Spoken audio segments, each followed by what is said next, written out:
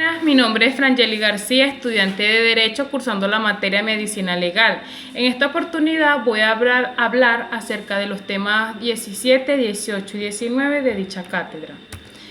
Comenzaré hablando acerca de los delitos sexuales, que son todos aquellos actos contrarios a las buenas costumbres ejercidos intencionada y directamente sobre una persona sin hacer distinción de sexo y sin su consentimiento, o contra su voluntad, ya sea pública o privadamente, y que a su vez perturban su desarrollo sexual, lo cual constituye una experiencia traumática y es vivido por la víctima como un atentado contra su integridad física y psicológica. En nuestro Código Penal, en su artículo 374, establece que quien por medio de violencia o amenazas haya constreñido a alguna persona de uno o de otro sexo a un acto carnal por vía vaginal, anal u oral, introduciendo objetos sexuales, el responsable será imputado de violación con la pena de prisión de 10 a 15 años.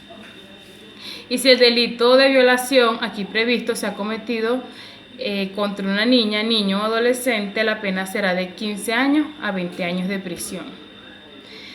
Tratando acerca de la Ley Orgánica para la Protección de Niños, Niñas y Adolescentes, en el artículo 258, trata acerca de la explotación sexual de niños, niñas y adolescentes. Hace referencia a que quien fomente, dirija o se lucre de la actividad sexual de un niño, niña o adolescente será penado o penada con prisión de 5 a 8 años. Y si el culpable ejerce sobre la víctima autoridad, responsabilidad de crianza o vigilancia, la prisión será de 6 a 10 años. El artículo 259 establece que quien realice actos sexuales con un niño o participe en ello será penado con prisión de 1 a 3 años. Si el acto sexual implica penetración genital, anal u oral, la prisión será de 5 a 10 años. Y si el culpable ejerce sobre la víctima autoridad, guarda o vigilancia, la pena se aumentará en una cuarta parte. Y el artículo 260 nos señala que quien realice dichos actos sexuales será penado conforme al artículo anterior. También trataré lo que es la Ley Orgánica sobre el derecho de las mujeres a una vida libre de violencia. Tenemos en el artículo 43 la violencia sexual, que quien mediante el empleo de violencias o amenazas constriñe a una mujer a acceder a un contacto sexual no deseado que comprenda penetración por vía vaginal, anal u oral, aun mediante la introducción de objetos de cualquier clase por alguna de estas vías mencionadas, será sancionado de prisión de 10 a 15 años. El artículo 44 hace mención acerca del acto carnal con víctima especialmente vulnerable, que trata de que quien incurre en el delito previsto en el artículo anterior será sancionado con pena de 15 a 20 años de prisión. Quien ejecute el acto carnal aún sin violencia o amenaza en los siguientes supuestos: en perjuicio de mujer vulnerable, en razón de su edad o en todo caso con edad inferior a 13 años. Cuando el autor se haya prevalido de su relación de superioridad o parentesco de la víctima, cuya edad sea inferior a los 16 años, y en el caso de que la víctima se encuentre detenida o condenada y haya sido confiada a la custodia del agresor. Tenemos el artículo 45, que trata acerca de los actos lascivos, el artículo 47 sobre la esclavitud sexual, el 48 acerca del acoso sexual. Ahora bien, tratando otro tema que serían los aspectos anatómicos normales de órganos sexuales externos, tenemos el himen, que es una membrana delgada que rodea la abertura de la vagina. El himen puede ser de distintas formas. Tenemos el himen normal, que es el himen más común entre las mujeres, tiene forma de media luna y cubre la vagina parcialmente. Tenemos el himen microperforado, que es una membrana delgada que cubre casi por completo la apertura de la vagina.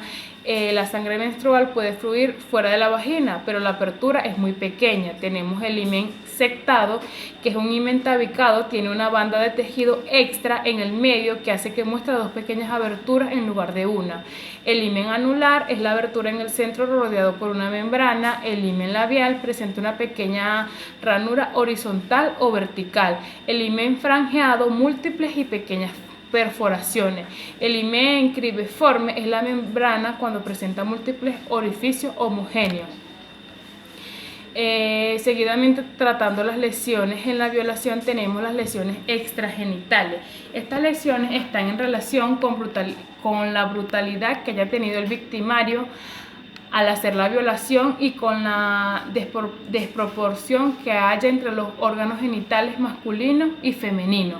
Dichas lesiones se producen para conseguir los objetivos siguientes: vencer la resistencia de la víctima, acallar a la víctima cuando demanda auxilio, suprimir el testigo de la violación, que es la propia mujer violada, obtener el sufrimiento o sangramiento de la víctima como mecanismo de la excitación orgánica en los violadores, en los sádicos.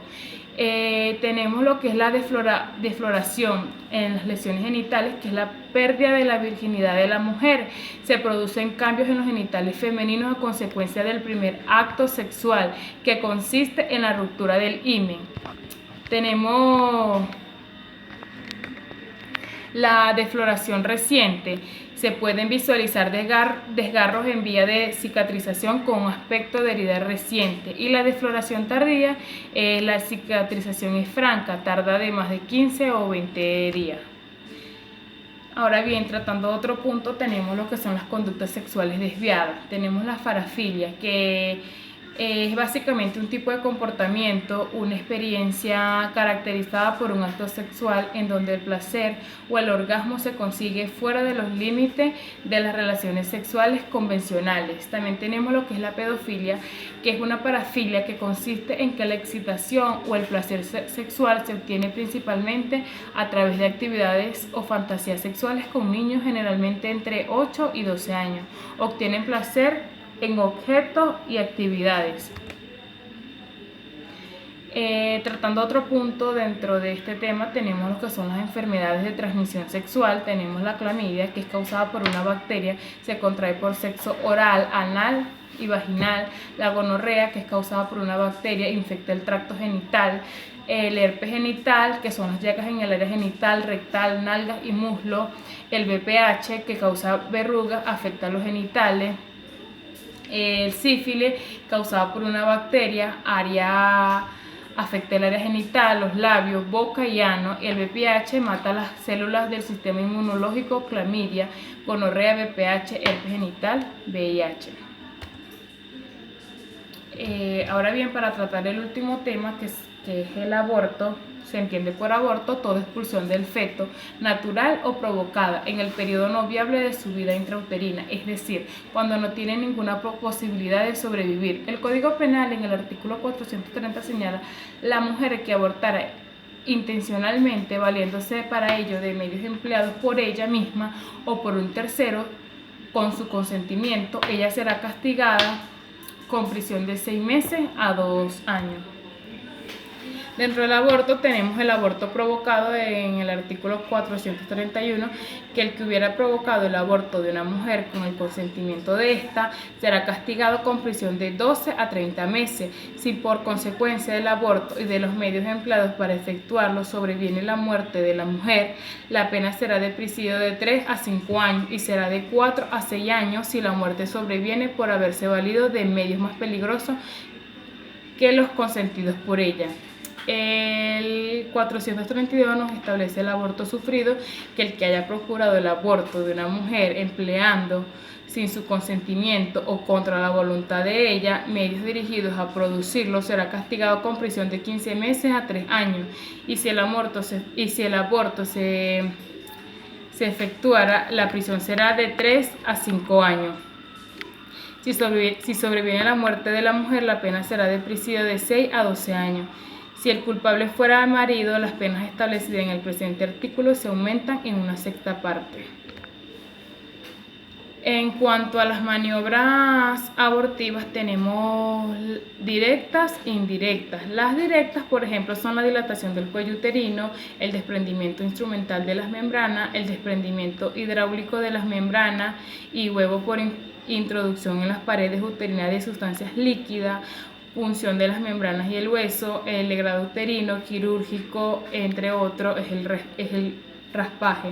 En las indirectas tenemos todo lo que la literatura popular puede entregar, ejemplo, caminatas largas, baños calientes, golpes violentos, excesiva actividad sexual durante el embarazo.